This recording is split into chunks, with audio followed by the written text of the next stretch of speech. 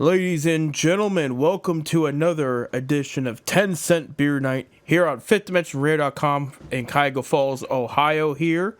We are filming on Monday, December 9th for Wednesday, December 11th. So just letting you know that that's the latest our information is updated on this show. It is the 9th here. Just me, Seth, today. Bob had other obligations. And so you're going to have to just deal with me on what will be, believe it or not, our second to last show of 2024. But there's plenty to talk about over the weekend for our teams. Kind of a roller coaster ride. So in college hoops, things overall went well. In the NBA with our Cleveland Cavaliers, overall went well. In the NFL, well, we're waiting for the Brown season to finally be over. That's just our feelings right there. But in the rest, I mean, all kinds of fun in college football, and that's where I'm going to start off right now. Just the winners of this past weekend's championship games, and then, of course, the first ever 12-team playoff in NCAA football history. So we're looking very forward to that. So first, last Friday, the AAC winner for the championship game, Army, who ranked number 24 in the nation at the time, beat Tulane 35-14. Army has been very impressive, and Army will again play this week for the only, no joke, the only college football game of this coming weekend, the traditional Army versus Navy game there. But congratulations to Army. They don't always win that conference championship, but they did this year. They've had a very impressive run. 11-1. The team is. So, I mean, it's been a heck of a season for Army. In the Mountain West Championship, again, last Friday, December 6th, Boise State beat UNLV 21-7, and Boise State is 12-1, and they've already advanced to the semifinals as the third seed in the 12-team tournament there. So congrats to Boise State. I remember a few years ago they were having a great season. They were talked about as potential to be in the playoff when it was 4 teams, and just because of their schedule, how things got set up, they didn't play enough good teams. Their schedule strength, I should say. They just did not make the cut, and there's a lot of people that said, you know what, they really should have, a different team, different conference, da-da-da. Well, this 12-team playoff now opens up opportunities for other teams in other conferences, including Boise State, so this is a big win and opportunity for the program out there, so congratulations to them.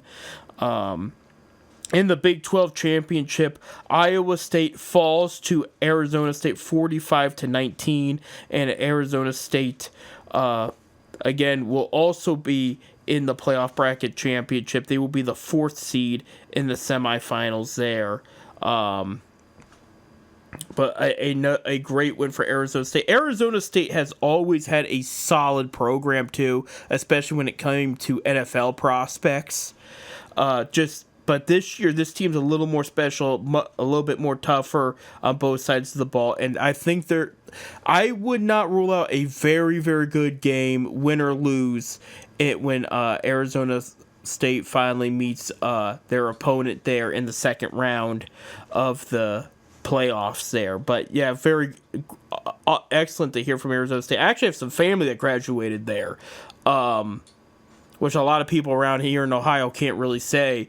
But yeah, I mean, again, it's nice, just like Boise State, a program that's had a great history but has never got over the hump or had the opportunity. Now here they come. They're already locked into the semifinals already, and looking forward to, I should say, is it semifinals? Quarterfinals, excuse me. Yeah, my phone here had a little bit mixed up. But yeah, they're already locked into their spot in the quarterfinals there. SEC Championship, Texas first time first year being in the SEC, first championship game for them in the conference, and they put up a great fight, but in overtime they lose to Georgia 22-19. So there you go. Both teams are 11-2. Both have advanced to the playoff. Of course, Georgia has locked in their spot in the quarterfinals, and Texas will play in round one. I'm going to talk about the round one matchups in a sec here. In the Big Ten, Penn State falls to Oregon, and they gave them a fight, 37-45. Of course, Oregon goes undefeated in the season so far, 13-0. Penn State is 11-2. Both teams are in the playoff. Penn State will have a round one matchup, and Oregon is, of course, has a spot in the quarterfinals already. And then for the ACC championship, Clemson beat Southern Mississippi here, 34-31. Clemson, again, that was considered an upset too. Despite Clemson being the bigger school here, SMU had a much, much better season than they did. But Clemson goes on to be 10-3, and SMU goes on to be 11-2. And both teams also... Actually, no, Clemson did not make the playoff. No, they did. Never mind. Scratch what I said. They did. They definitely did make the playoff there. The difference is both teams are in the first round. So there's no quarterfinal lock-in for that one. But yeah, so for the playoff here, okay, and the games do not start for another week. So right before the weekend before Christmas here.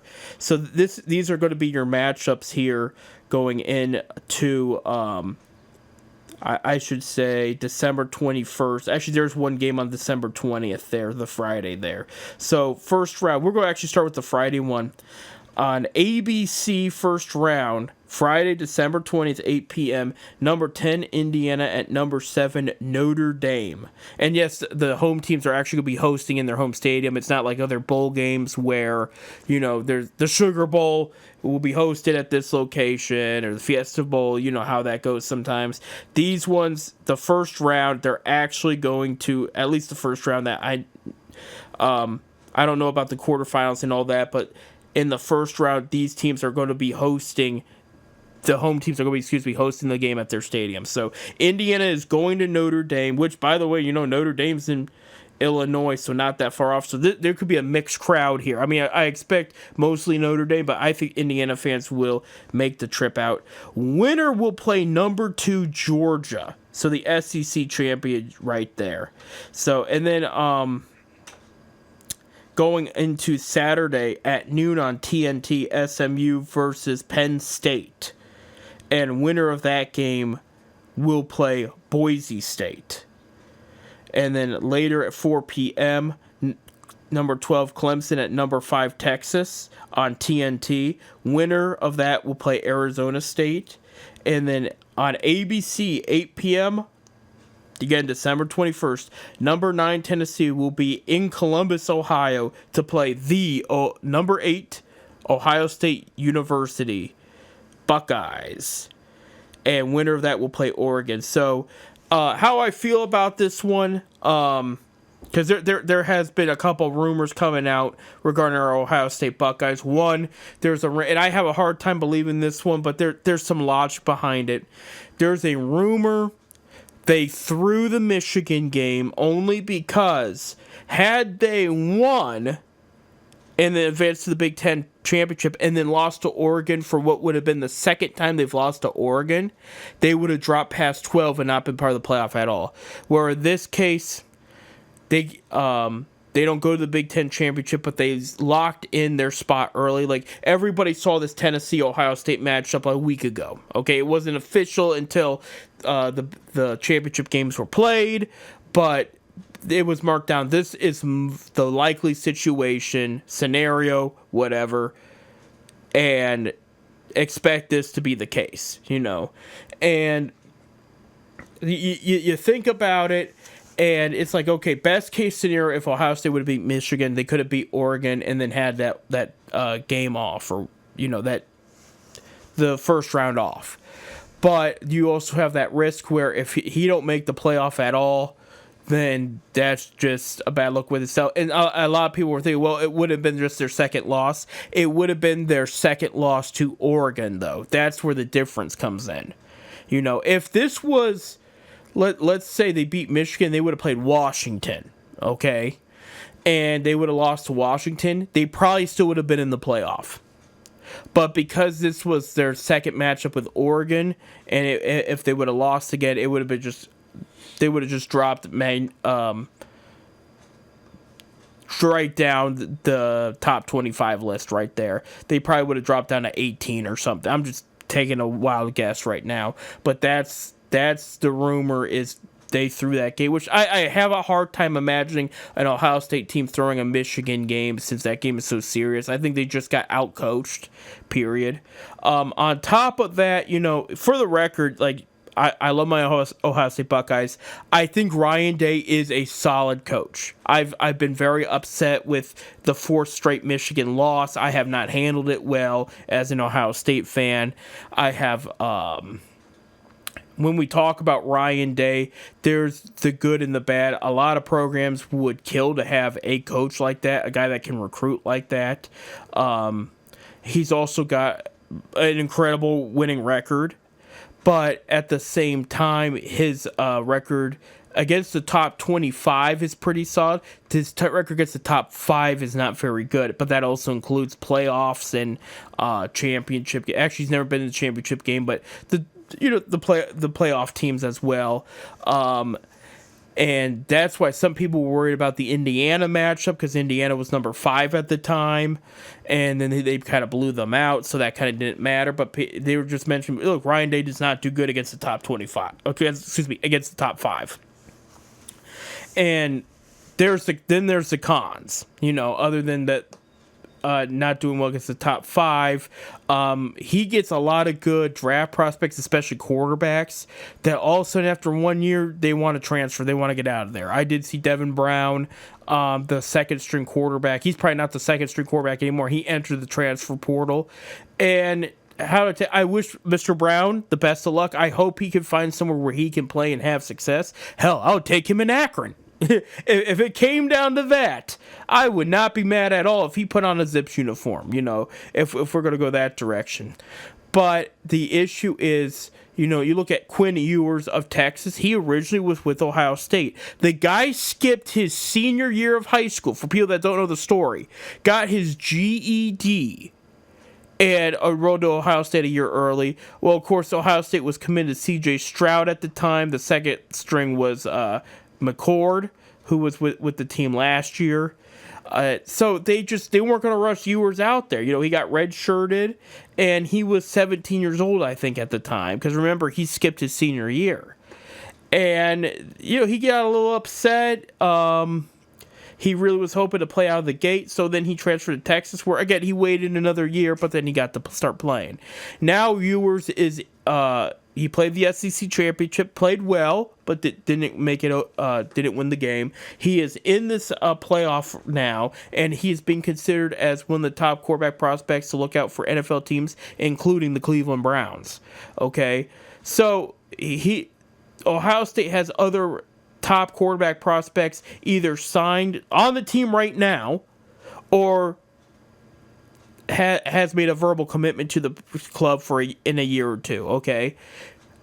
And when you get guys like that in college, okay, coming out of high school, they are usually some of the most electric players you get. I know not all of them pan out, but most of them do. We're not talking NFL here. We're talking about the transition from high school prospect to college, okay? A lot of them do pan out. And a lot of them... You know, like, look at C.J. Stroud, Justin Fields, for example. The J.T. Barrett could even be thrown in the conversation there as far as stud Ohio State quarterbacks that were highly ranked and highly considered some of the top prospects in the game right out of high school. Okay, and look at the impact they had on the program. Okay, let's be honest. Will Howard, decent quarterback, not bad. I mean, he's gotten them this far, but he doesn't have that flash or that poise a lot of these star quarterbacks Ohio State has had in the past. Okay, even some of the ones that weren't like star, like your Troy Smiths. I'm missing a name here. Braxton Miller. I was a big Braxton Miller fan. He may not have been as flashy as a quarterback, but he was a playmaker. He made things happen. No matter if he played quarterback, running back, or wide receiver, he played multiple positions.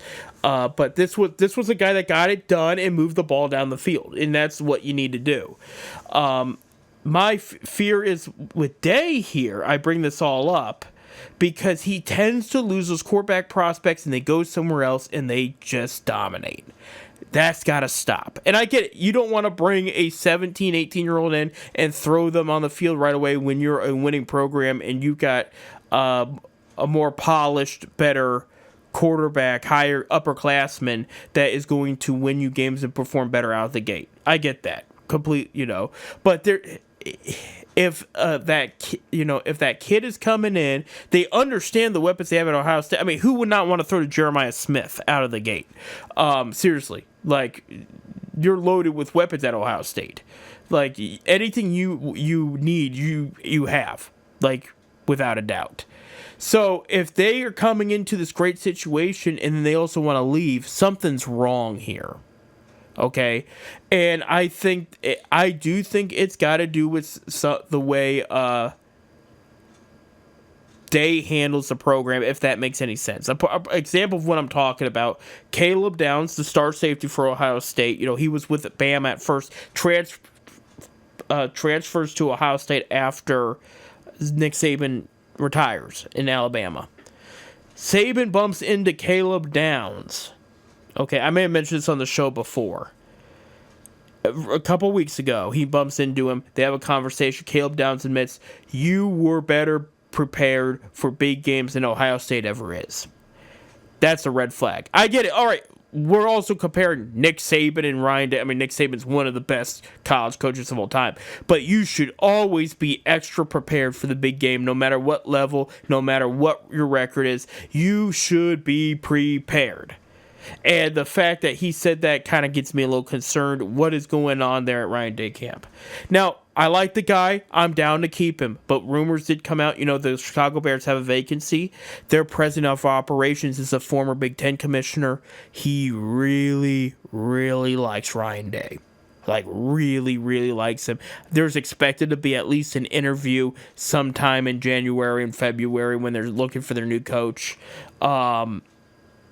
It's going to be interesting. It really is. And I will say, as far as the whole Day complaints and the issues and all that between him, the fans and the program and all that, if he comes out and wins a national championship, and I'm talking about, beating Tennessee, beating Oregon, beating whoever's left, they're going to want him to stay. At the end of the day, they can forgive losing to Michigan 4 in a row if Ohio State turns it around and wins the championship this year. But we'll have to see, one game at a time. This playoff just got set up and started, and it's going to be in a week. We'll give our predictions next week, but they do play Tennessee on December 21st. And I'm looking forward to a very good game where Tennessee was solid this year. So you can't take them for granted. You can't undermine them. You just got to be as prepared as possible. I got to take a break. When we come back, we'll talk some NBA basketball with the Cavaliers schedule coming up. And then also MLB Hot Stove is heating up, including Cleveland is going to retain a Cy Young winner of their own. That and more. Stay tuned.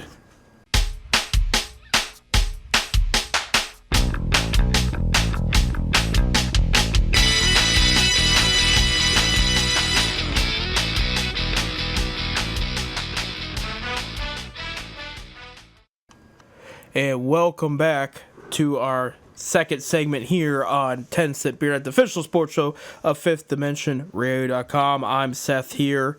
Cleveland Cavaliers still first on not just the East but the total NBA. 21-4 record. I told Bob and the listeners last week if they could go at least 3-1, I would be happy. This past week they did. They went 3-1. I preferred 4-0, but this was the breakdown. What happened last Tuesday? Of course, they beat the Wizards 118-87. Wizards are the worst team in the league, with 3 wins now.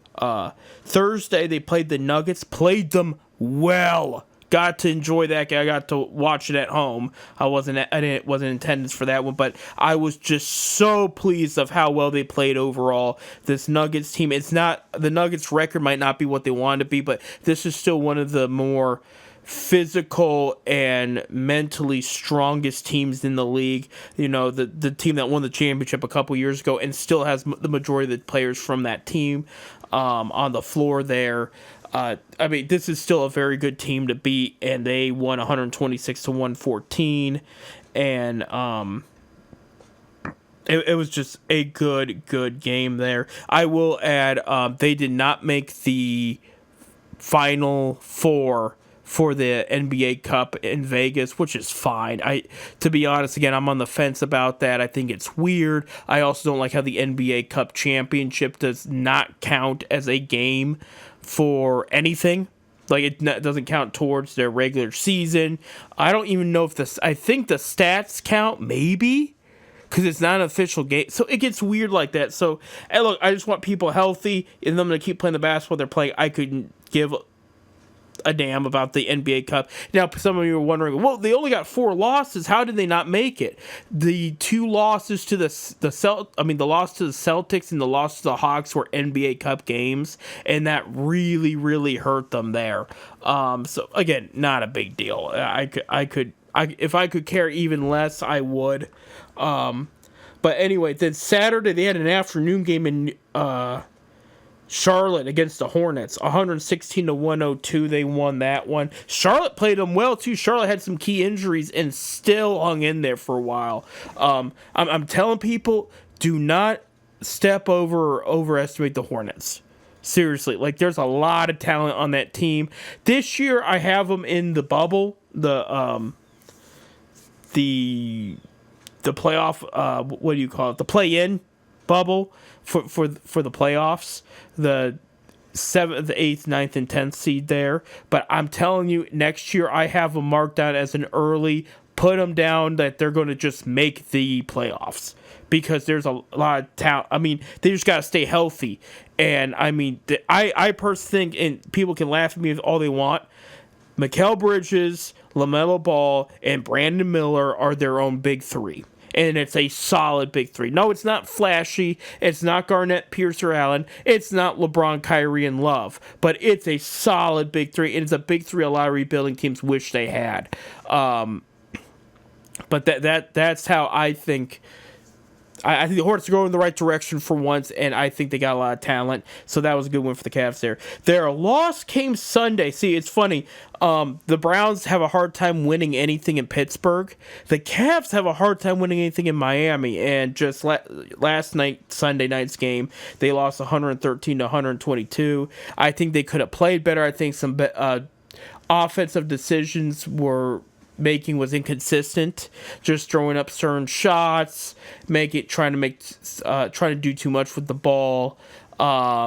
Defensively, it wasn't terrible. I mean, they did give up too many threes than they normally do, but I mean, it was more offense. Just inconsistent offense throughout the game is what I'll blame there.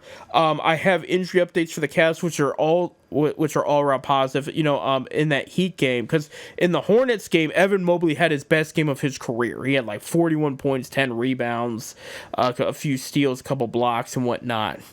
And he hit 6 threes too. He goes in the Heat game and he sprains his ankle, but it was a minor sprain. He was taken out of the game. He never played the second half of the game. He went down on somebody's foot or whatnot. But Coach Atkinson said he didn't talk to the training staff yet, but he didn't think it was serious. They did pull him out as a precaution. He did not leave the stadium in a walking boot in Miami last night. So that's a big plus. They think it's a minor sprain, and we'll see. He might go day to day. I will spoil something for you real quick. They have one game this week, so there's plenty of rest time in there. But the other injury update I wanted to give, because we got Dean Wade back, we got Caris LeVert back. Max Strus was called down to the G League Cleveland Charge for practice purposes. He wasn't going to play a game, but just so he could get reps with the younger guys and just get back to, while the team was away playing games, he could practice, get prepared to join them and play with them again after having injuring his ankle in the preseason. He got called up this morning for the G League. So they said that, they said he's progressed enough where he will join the team on the active roster. They don't know when his first game is going to be yet, but they did say they expect some restrictions. But we're at the part we're at a time now we can talk about Max Strus rejoining the Cleveland Cavaliers in the court, and this is huge. He's a defensive field general, and he's a three-point shooter. You know this from watching him last year, but we have not seen him in Kenny Atkinson's system yet, and he fits so perfectly in the system. And you've seen how everybody else has grown and improved individually throughout Atkinson's short coaching tenure so far in Cleveland. I'm excited to see what Strus does with his ability with the guys on the floor, and especially the defense. How offense has been clearly the focus on Atkinson's system, but he wants the defense to be just as good as they were last year, if not better. Okay? Strus helps with both of those because he's a guy, he's got an eye for the defense. He's going to be yelling, commanding to switch off, to switch over on guys, to just be in the best defensive position possible against the opposition, all right? And then offensively, they're spraying the ball around, they're passing it. Strus drives in the basket well. Not only that, he hits the three-pointer well, as well. So there's a lot to like right now. There really is. So we dodged a bullet with Evan Mobley's injury, knock on wood still. Things aren't official. But, he did, when he got hurt, they didn't call timeout, pull him out right away. He did walk it off as much as he could before. And that was a big sign, because it wasn't like he went down and, laid on the ground holding his ankle and something was seriously wrong. No, he stepped on somebody's foot. It twisted it a bit. But, again, no walking boot. So the team could realistically be fully healthy within a week and a half, which would be incredible. I know Emoni Bates, who had knee surgery, he's back doing some work. He's going to start with the Cleveland Charge regardless. He's not going to do anything with the Cavaliers right off the bat. But, this is a big step in the right direction for him to go get ready to start playing some G League basketball. And he's been with the team on the sidelines ever since, joining in celebrations, high fives, and whatnot when they've done some stuff right. So, he's been actively with the team the whole time. So, he's still a part of the group. He's still part of the plan right now. It's just getting everybody healthy, get them to continue to play together and win more basketball games. I told you they have one game this week. Yeah, the NBA schedule is not very not just for the Cavs, everybody. I think there's two teams with 2 games this week. That's it. This Friday, December 13th, I think the NBA Cup's got somewhat to do with it. They are at home. They play the Wizards at 7 p.m. Wizards only have won 3 games this year. Do not take them lightly, though. They beat the Nuggets the other day for their 3rd win, and that was a huge win for them. So, something to keep in mind. But Cavs should win that one. I say it would be disappointing if they lost. I want to see the Cavs go 1-0 this week. I think they could definitely do it. They should do it. And that gives, again, they don't play till Friday. That gives Evan Mobley 4 days to heal. If he needs that game off, they can beat that team with him having the game off. They really could. But they need to beat that team. Those are the games you should automatically win and just move on. This isn't the NFL where it's every other Sunday. If you are the better team in the NBA, you should roll over them. Just absolutely decimate them. Destroy them. All their hopes and dreams. Well, okay, maybe not that harsh, but Cavs should win. Okay. MLB hot stove. A lot happened over the weekend, and a lot is happening now. A lot to talk about here. First of all, I have to talk about this because this blew my mind here. So I'm watching these deals go through on MLB hot stove, and in Major League Baseball, players, they get paid better than the average athlete does, professional athlete does, I should say. They make buku more bucks, and it's just the way it's always been. They're getting paid even more this year. I mean, it is crazy, some of the numbers been thrown around. I'll give you an example, okay? Luis Severino, if you don't know the name, the guy played for both the Yankees and the Mets. He came up from the Yankees organization, actually, okay? And solid pitcher. When he's on his A game, he's one of the better pitchers in the game. It's inconsistent, though. Like, he'll have a game where he can't do anything wrong. He'll get 7-8 strikeouts, 6-7 shutout innings pitched, give up 3-4 hits, and walk off the field and get the W at the end of the night, okay? And then the next game, it'll be 4 innings pitched. He gave up 6 earned runs, 3 strikeouts, and it just did not pan out. And then there's also the injuries, okay? He signed a 3-year, $67 million deal with the, technically, Sacramento Athletics. He's going to earn over $20 million. This guy hasn't even been... Again, I can't stress, he is a good quality starting pitcher, okay? He is going to sign a deal that Cy Young winners have signed. He has not been close to winning a Cy Young, ladies and gentlemen. Not even in the conversation. He got $67 million from the A's. It reminds me of the Christian Kirk deal from the Jacksonville Jaguars. If you don't know that deal, Christian Kirk was a third-round pick of the Arizona Cardinals. A shorter guy, but good possession hands and speed. I mean, he's fast. Okay? Did well in Arizona, but again, similar story to Severino here. There was injuries, there was inconsistencies, but overall quality player. And Jacksonville said, you know what, we want this guy bad. We really like him. He fits our system. Here's 4 or 5 years, $100 million. Excuse me, $80 million. Excuse me, 80. And all these star wide receivers that were much better than Christian Kirk went, wait a minute. I'm due for an extension. He got 80. I want 100. And it just never... It was the same offseason the Browns gave Deshaun Watson the disgusting contract. And that's when the quarterbacks went, wait a minute. Deshaun got almost $300 million. I want $300 million guaranteed. And that's what we're seeing in this baseball market this offseason. We're seeing guys get paid ridiculous money for more than what they bring to the table. There's more deals I'm about to talk to you about. On top of Severino, now this was a sigh of relief and a shocker to me. Okay, I should say the signing wasn't a shocker, but the money was, okay? Shane Bieber won the Cy Young for Cleveland in 2020, okay? Just signed a new deal with Cleveland. I saw that coming. I knew he was happy with Cleveland. I knew he liked Stephen Vogt. I knew that, one, he had serious injuries the past couple seasons that prevented him from not only playing, for one, he missed a lot of baseball, but preventing him from asking for the mega deal of any kind, because, he's got that Cy Young award in his shelf.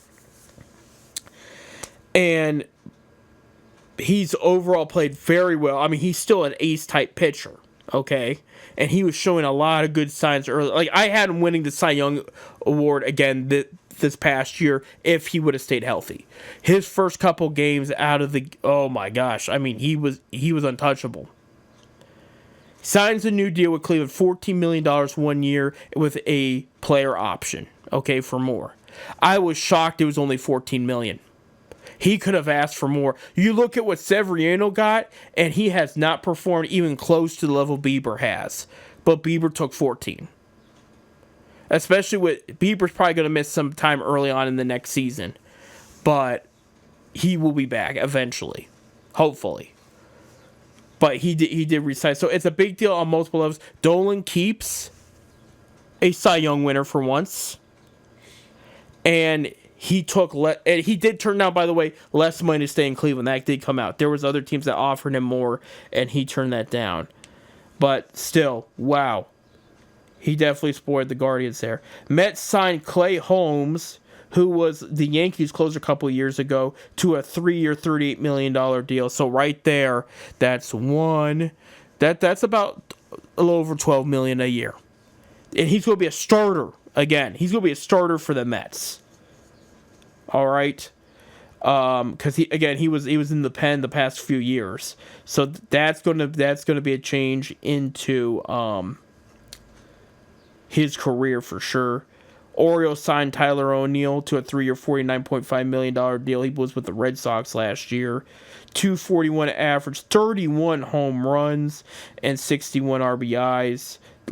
He was only with Boston for 1 year. He was with St. Louis the rest of his career. Now he's going to the Baltimore Orioles, the rival of the Boston Red Sox there.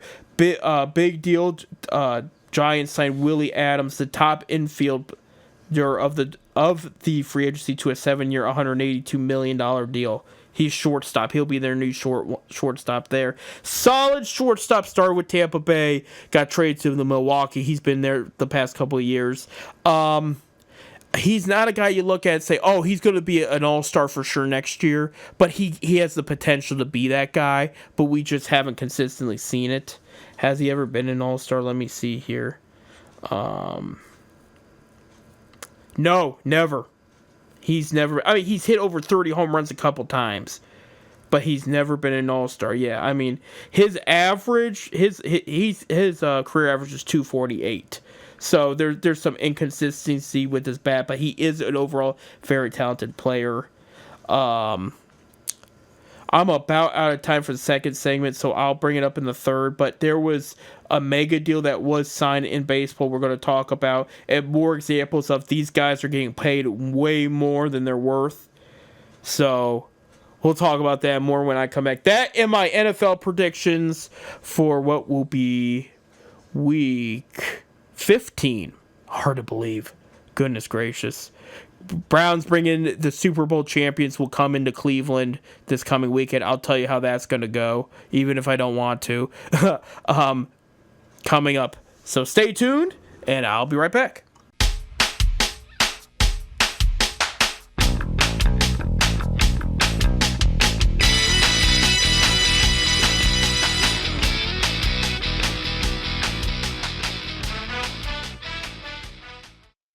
And welcome back to our last segment on 10 Cent Beer Night here on FifthDimensionRadio.com. Thank you guys for listening, and I hope your holiday season is going pretty well right now. I know here in Ohio it's been up and down. People are really getting into the Christmas spirit right now with the shopping and all the good stuff, the decorating. And there has been some snow. But also today it's been, like 45 and rainy or whatnot. So it's been an up and down. But it's been looking like December out there. It really has. Covering up the leaves that we didn't rake and whatnot. But yeah, I mean we're getting to that time here. So as I previously mentioned earlier in the show, this is our second to last one of the year already. And we really appreciate we've had a fun year. A lot of good things have happened, but we still got plenty more to go, especially with in the football world. But I want to wrap up some of the stuff I want to say in the Major League Baseball hot stove report. Of course, yesterday was the big news, and if you didn't hear it, here it is. Juan Soto has betrayed his former team, the New York Yankees, and is signing with the New York Mets. 15 years, $765 million. The richest contract in sports history, beating Shohei Ohtani's $700 million contract.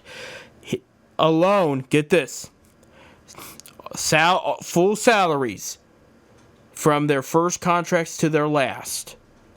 Tom Brady and LeBron James total combined, $761 million. So Soto's deal, he's going to make more than they've ever saw. Now LeBron's probably got one more contract year, but still, even after that, You're talking about two of the biggest names in sports combined, and you're talking about almost 40 years of pro play, and still doesn't touch this contract. It's insane. It really is. But Juan Soto is staying in New York, but he's not returning to the Yankees. It's just crazy. It just really is. It's insane out there. The Los Angeles Dodgers, your defending champions. They've had an offseason. They signed Blake Snell to a big deal.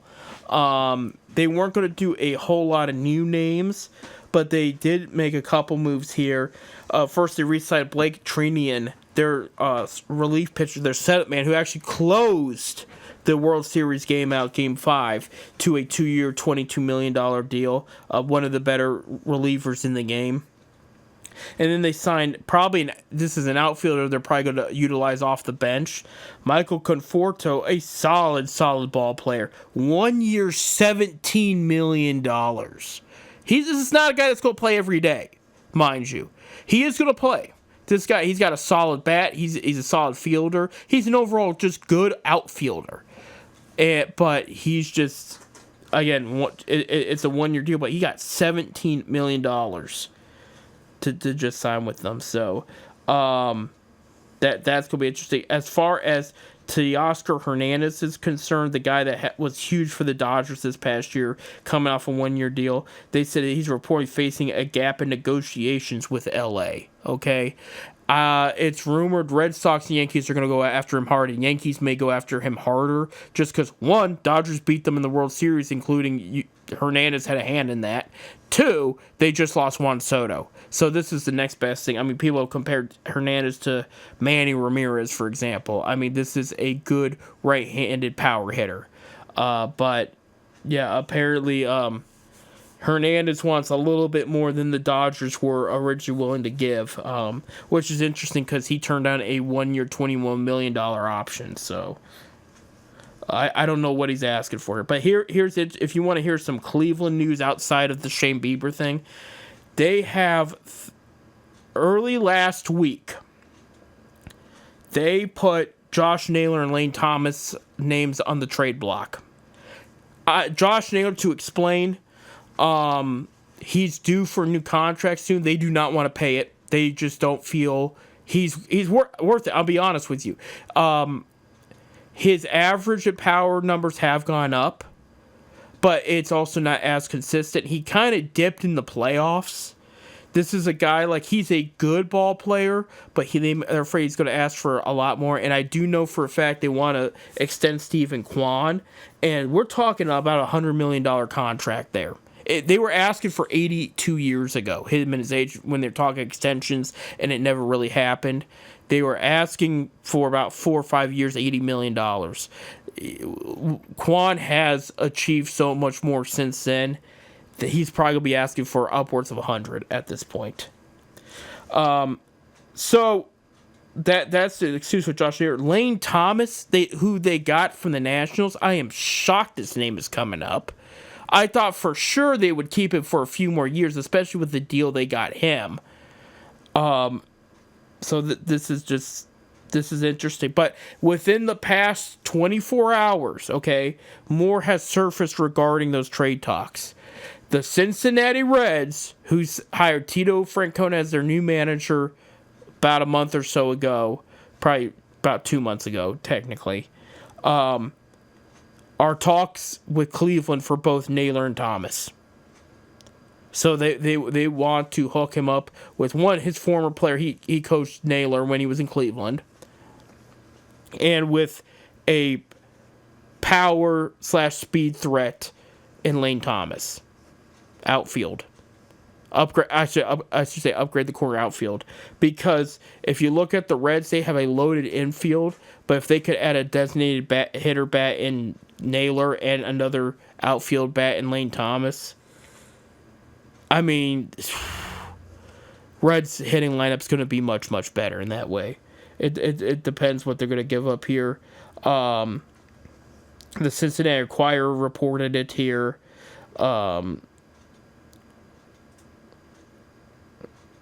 Let me see. It does not mention who they would probably give up, but I mean, the fact that they're talking makes me think a move may happen in one player and another, if not both.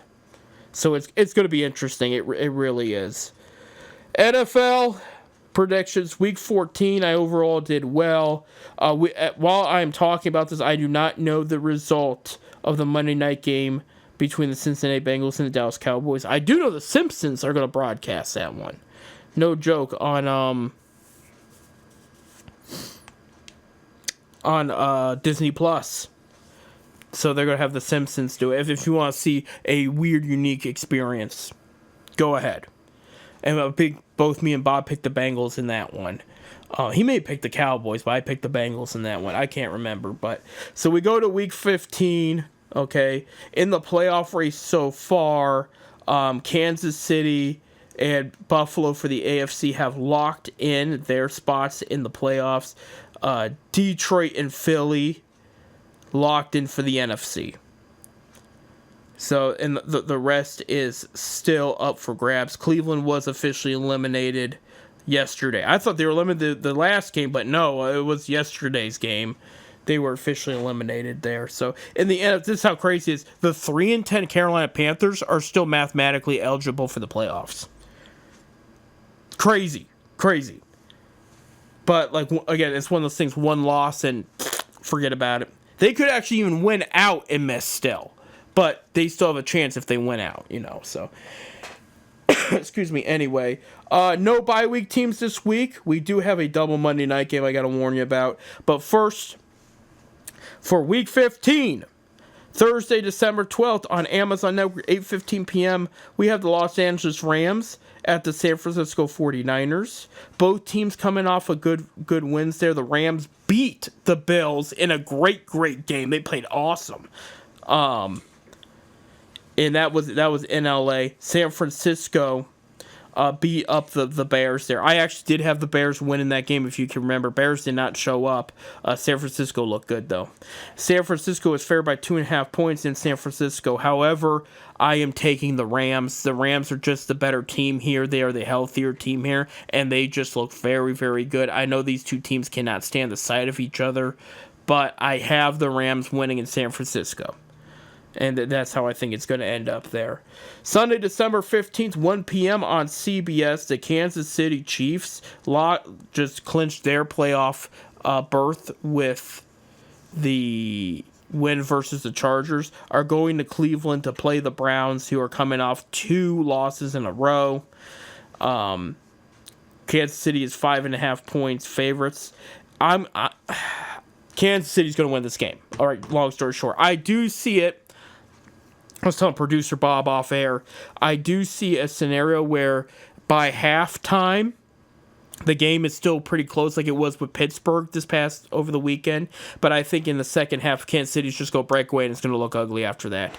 Jameis Winston is not even the official starter for this game. Kevin Stefanski would not commit to him last night because of all the turnovers. And some people, like including me this morning, would say, oh, well, yeah, if you turn over the ball like that, you shouldn't be able to play. Here's a stat for you. This is going to be a weird stat. In 4 games starting, maybe technically 5, Joe Flacco last year, 12 touchdowns, 8 interceptions. Jameis Winston this year, 13 touchdowns, 8 interceptions. It's not too much different. It just isn't.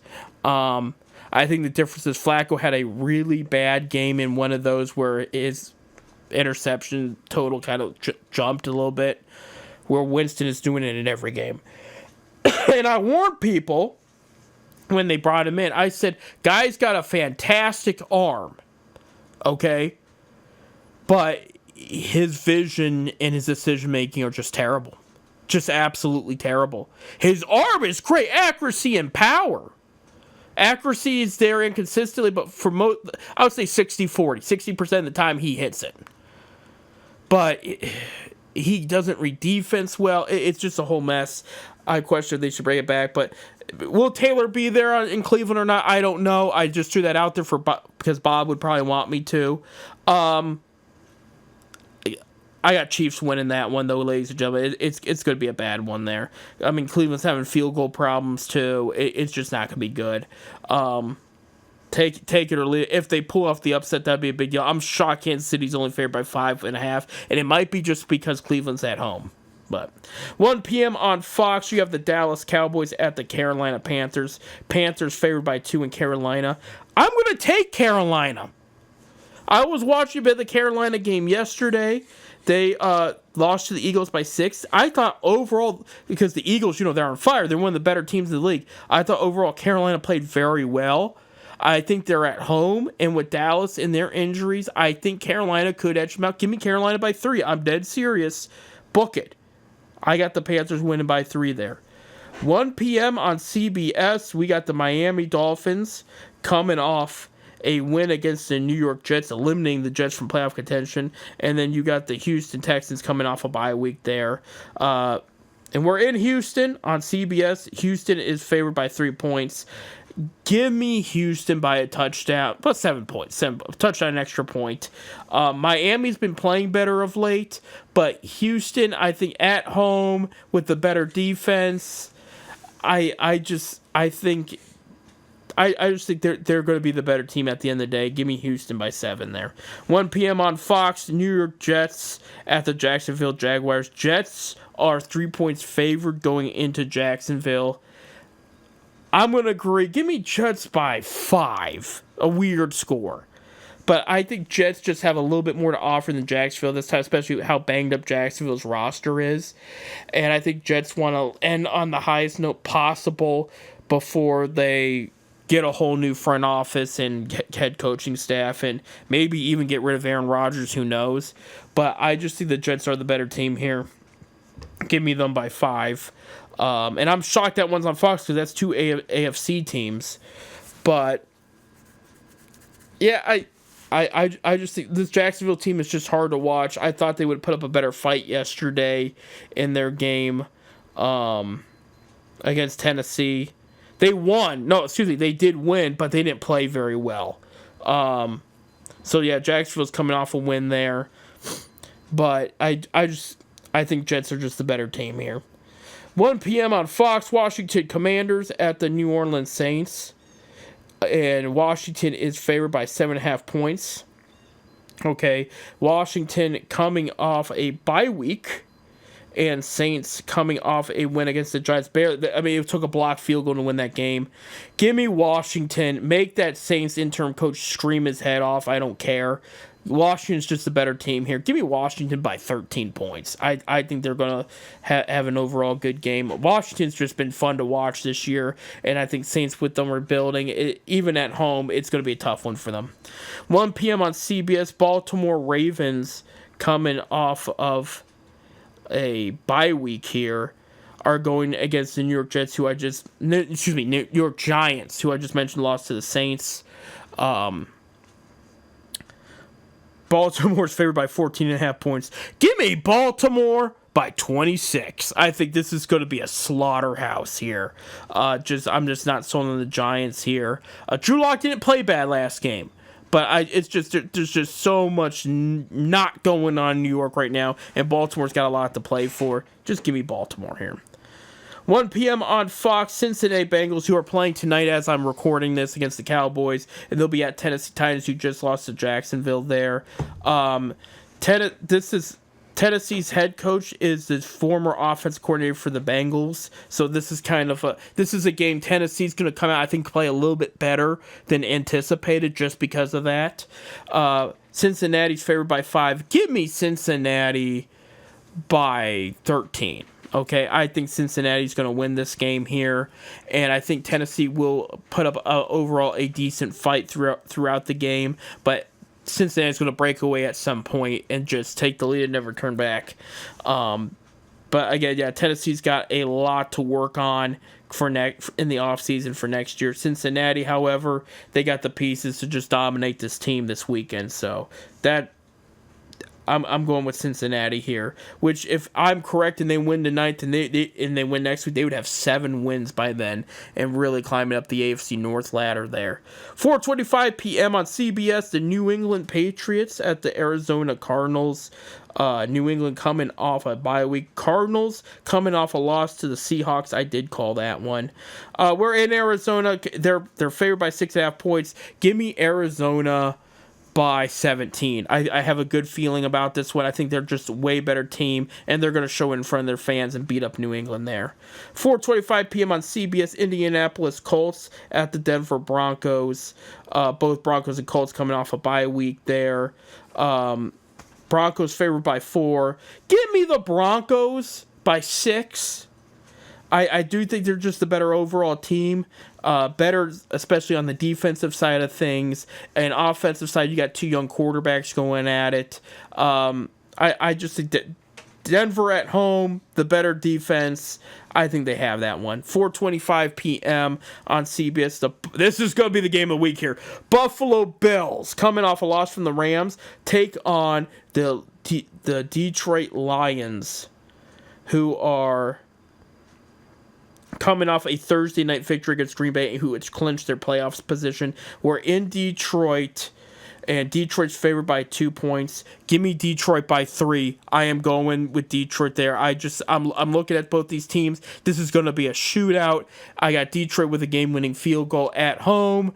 I just think if you compare both these teams, offense, defense, and special teams, Detroit edges them out in each category.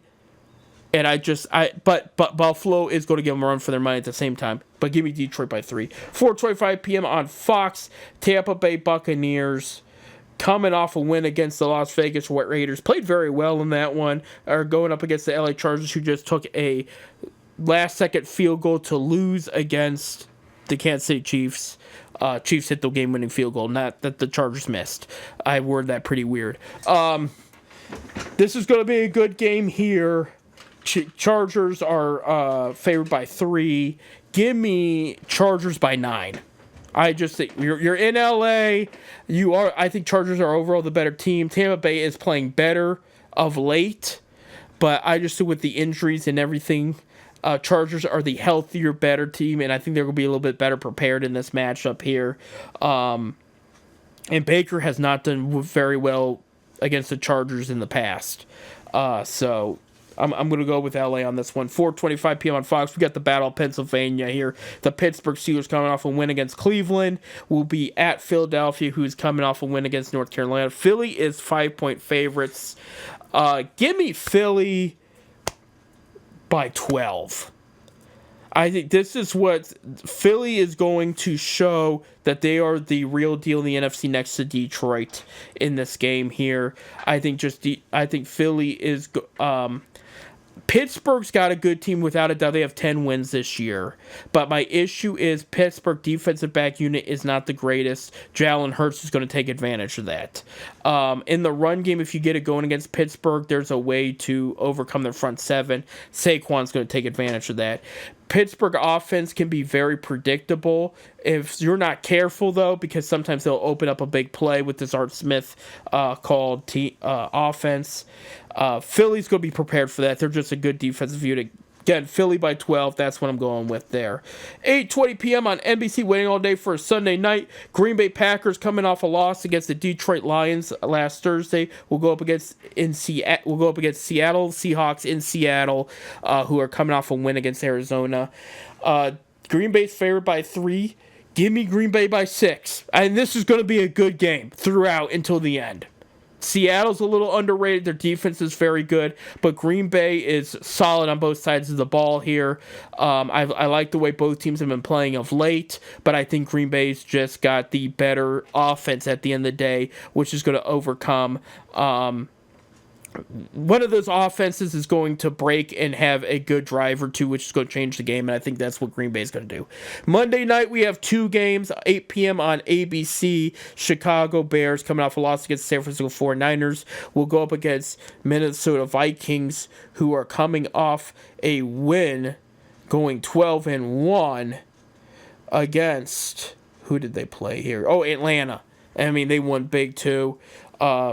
Minnesota is favored by 6.5 points. Give me Minnesota by 16 points. I think they're going to fare very well against Chicago here. I like the way they've been playing. By the way, it's been reported Sam Darnold and Minnesota have not talked about contract talks beyond the season. If they let him walk, Cleveland, please talk to him. Please talk to him. That's the guy you need. A pocket passer with good vision and a strong arm. Go get him. Go get him. Just saying. 8:30 p.m. on ESPN. Atlanta Falcons coming off a loss against the Minnesota Vikings. Going up against the Las Vegas Raiders, who are coming off a loss against the Tampa Bay Buccaneers. Atlanta's favored by 4.5 points. Give me Atlanta by 3. I just think they're the overall better team between these two. Vegas has a lot to work on in this upcoming offseason. Atlanta definitely needs to win to stay in the playoff talks. Yeah, because they're 6 and 7. They're right on the edge there. They really, really need this game to win. And then, yeah. So I think Atlanta's going to win there. That's it. That's it. That's the end of the show today. When we come back next week for our final show, we'll make it Christmassy. We'll make it count. It'll sound good. We're going to talk college football playoff. We're going to talk about how the Cavs are looking for the next couple weeks, including going into the new year. We're going to talk about the MLB Hot Stuff report and how the Browns are going to end their season. No offense. I'm ready for this to be over. It's been so disappointing. But, hey, let's be positive. Go out to have a game. Take your kids to a game before the holidays. Enjoy yourselves. Be safe, especially if the roads are a little slippery and hectic. Do not beat up people Christmas shopping, or just be good to people. It's the most wonderful time of the year. It's what the radio says, isn't that? So just be good to people, and we'll be back next week for our final show of 2024. Until then, you guys stay classy. And we'll see you around.